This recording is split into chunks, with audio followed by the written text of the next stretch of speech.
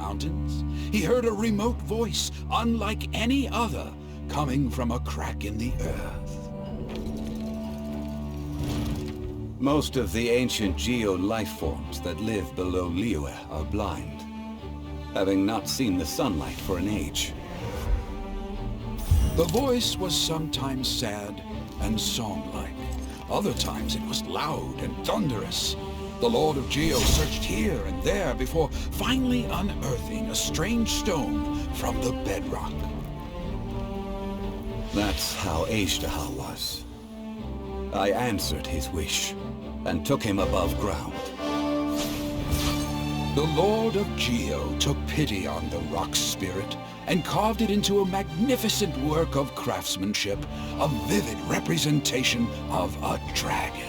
I bestowed him with a pair of eyes to see the world and came to an agreement with him. With his fingers, he made 2 eyes. Quicker than words could tell, lightning flashed and thunder roared, and a living, breathing dragon soared into the clouds! I agreed to let him live among the people above ground. But if the day ever came when he brought ruin to order, he would once again be sealed in the dark. The dragon accompanied the Lord of Geo, fighting campaigns alongside him in the 4 corners of the world. We have a saying to eulogize these events. The crash of a spear brought billowing dust. The mountains and waters made way at the sound. The sight of a dragon bestowed with a touch the promise of rainwater blessing the ground.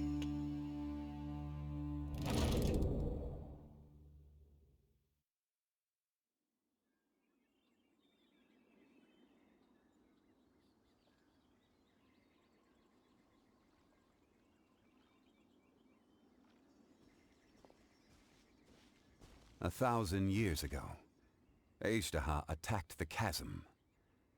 I tried to obstruct him, fighting him tooth and nail down the length and breadth of the mine. Finally, I brought him down and sealed him underground. During that battle, Dragonfall was born. Azhdaha could sense the stone. Subconsciously, he wanted to use it to find me. Despite being the victor, I could not claim to be stronger than he, and in his heart, he still retained an ounce of goodwill towards me, towards Liyue, towards life above ground. He was willing to be sealed away, but as the erosion set in, he forgot. Even I cannot avoid it, but there is something I understand better than most. When the door opens, it is time to leave. The greater the power, the greater the danger erosion may bring about. The millennia may come and go, but even a stone may tire. Personally sealing away an old friend. This is just one form of erosion I have endured. People abandon and surrender the things they love to pursue the right path. Perhaps this is the erosion imposed on me by the natural order of this world. That I was a god of mankind.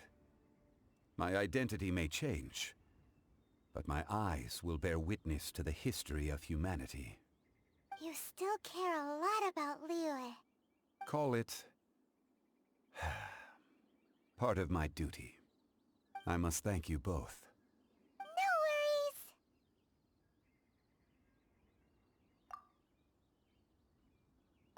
Oh? About what? Oh yeah, Paimon nearly forgot! So, not long ago, we met a guy called Dane. He told us about Conria and the punishment of the gods. That's when we realized that those events were connected to the person we're searching for. Zhongli, you're a god. You've lived through thousands of years of history. Surely you experienced the incident? I cannot say. Why? You can't even give us a thread of information? This is so important to us. I understand, but I must apologize. This is my contract. You mean a Another past grievance? Like the incident with Azhdaha? Too painful to talk about? It was signed before it all began. I have always honored the contract. And kept my silence. How can you be like that? You two are friends to me. I can assure it brings me no pleasure to disappoint you. But as the god of contracts, I cannot go back on my word. Would you be ready to find out? It appears your understanding of this world continues to grow. There are many events of ages past, many secrets that lie hidden. They have been eroded by time, forgotten by the people, abandoned.